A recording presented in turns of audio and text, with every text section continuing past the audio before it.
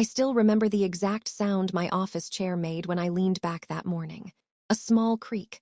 Ordinary. Forgettable. Nothing about that moment hinted that by nightfall, my entire life and several powerful careers would be permanently altered. At 9:02 a.m., my calendar notification popped up. Mandatory meeting, conference room B, no agenda. No names, just mandatory. That alone told me everything. In corporate life, you learn patterns quickly. Mandatory meetings without context never mean good news, especially not when they're scheduled first thing in the morning and sent only to one person, me. I straightened my blazer, closed the financial model on my screen, and walked down the hallway with the calm confidence I had perfected over years of being underestimated. Heads turned, not because they cared, but because curiosity always followed silence. Conference room B was already occupied. 3 people sat inside.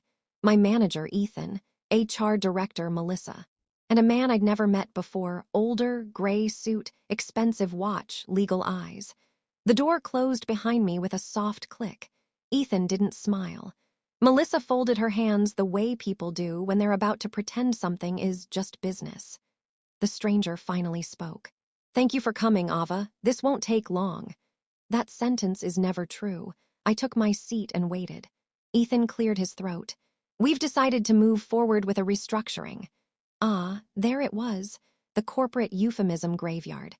Melissa slid a folder across the table. "Due to performance alignment and future strategy considerations, your role is being eliminated." I didn't touch the folder. I'd seen this coming for weeks, just not this early. Not because my performance was lacking, but because it was too visible. I had joined the firm 3 years earlier as a senior analyst. Quiet, efficient, overqualified. I didn't play office politics. I didn't stay late to be seen. I didn't laugh at jokes that weren't funny. I delivered results, and that made certain people uncomfortable, especially after I flagged the irregularities. The stranger leaned forward slightly. "This is a clean exit, generous severance, confidentiality clause. If signed today, we part ways amicably." There it was, the real reason. Silence isn't ignorance in rooms like this, it's leverage. I finally opened the folder. Standard language, non-disclosure, non-disparagement, agreement not to pursue claims. They weren't firing me. They were buying my silence. Ethan avoided my eyes. "You'll have until noon to collect your belongings," Melissa said gently. "Security will escort you out." Escort, as if I were dangerous. I smiled, not because I was calm, but because they had already miscalculated. "I understand," I said, standing up. "I'll review this." The stranger nodded. "Please don't delay, time is important." Oh, I knew. I walked out of the room with my head high, but inside my mind was racing, not with fear, but with confirmation. They knew.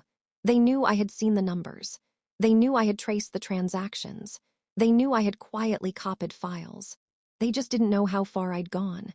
Back at my desk, my email access was already restricted. Internal systems locked, files inaccessible. Classic. What they didn't realize was that everything I needed was no longer inside their network. It was already safe. I packed slowly, deliberately. People pretended not to watch. Some glanced with pity, some with relief, 1 or 2 with guilt. At 11:47 a.m., my phone vibrated. A single message. "They moved faster than expected. Proceed." I didn't respond. I walked past security at noon sharp. No argument, no protest. Outside, the city was loud, alive, indifferent. They thought this was the end of my story. They were wrong. At 12:14 p.m., while they were congratulating themselves in executive offices, the first call went out. At 12:37 p.m., the second. At 1:05 p.m., the third.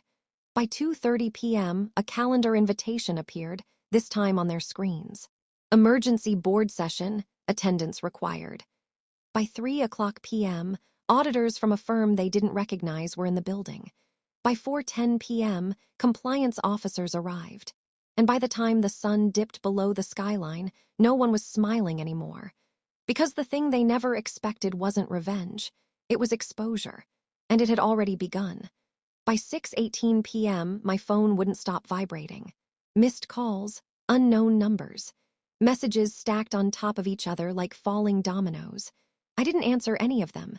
I was sitting in my car across the street from the office building, watching lights flicker on floor by floor. The same floors where, just hours earlier, I had been escorted out like a liability. Now those lights meant panic, meetings, emergency calls, damage control. At 6:42 p.m., my former manager Ethan stepped outside. His tie was loosened. Jacket gone. The confident man who had looked through me that morning now looked hollow. He froze when he saw my car. I didn't wave. I didn't smile. I didn't move. He hurried back inside. Good. At exactly 7 o'clock p.m., the news broke internally.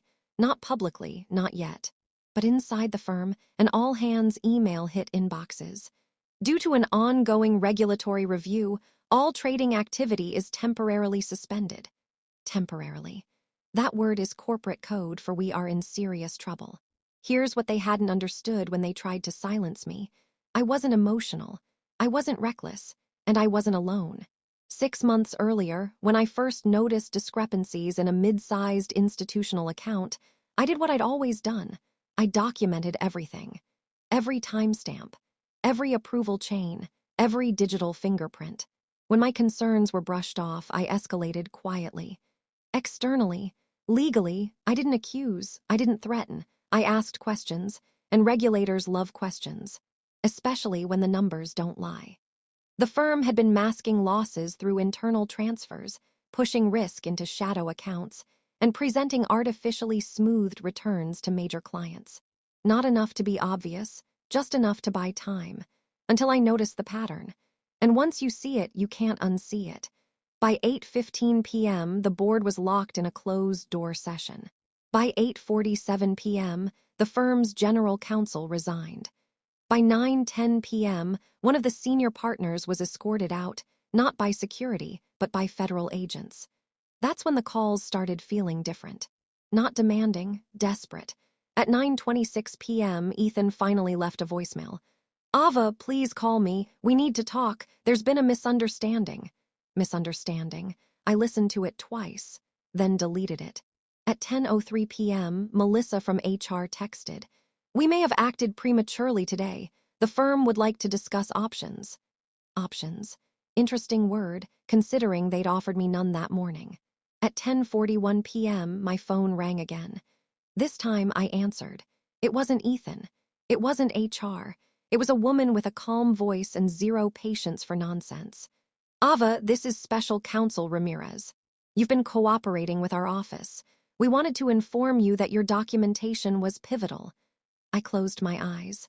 "Thank you," I said quietly. "There's one more thing," she continued. "The firm attempted to terminate you today." "Yes," I replied. "I'm aware." "Good, because that termination is now evidence." Silence filled the line. "They fired you to obstruct oversight," she said. "That doesn't end well for them." It ended worse than they imagined. The following morning, the building was swarmed with media vans. By noon, the firm's largest clients had frozen accounts. By 2 o'clock p.m., the stock price collapsed. By 4:30 p.m., the CEO issued a statement that said absolutely nothing and convinced no one. And by nightfall, the same executives who had planned my quiet exit were being named in a federal investigation. Emails surfaced. Recordings leaked. Approval trails connected. Everything they thought was buried was suddenly visible. 3 weeks later, indictments followed. Fraud, market manipulation, obstruction. Careers built over decades ended in a single paragraph on page 3 of the financial news. As for me, I was never charged, never questioned, never doubted. Instead, I was offered a position externally, independently, compliance, oversight, authority, the kind that doesn't need permission to ask hard questions. The severance folder they slid across the table that morning still sits unopened in my drawer. I kept it, not as leverage, as a reminder. They thought removing me would make the problem disappear. They forgot something critical. I wasn't the risk. I was the warning. And when they ignored it, everything they tried to protect collapsed under its own weight. Sometimes, the moment you're pushed out isn't the moment you lose. It's the moment the truth finally gets room to breathe.